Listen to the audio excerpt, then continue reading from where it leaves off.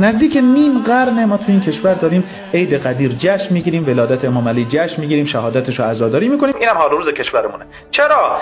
چون یک بار از خودمون نپرسیدیم چی علی رو علی کرد. فقط یک اسطوره دست نیافتنی از علی ساختیم. از علی پرسیدن چی باعث شد تا علی بشی؟ گفت من دروازه‌بان قلبم بودم. رفقا، فقط کنترل افکار و احساسات بود که باعث شد علی علی بشه. علی مالک افکار و احساساتش بود.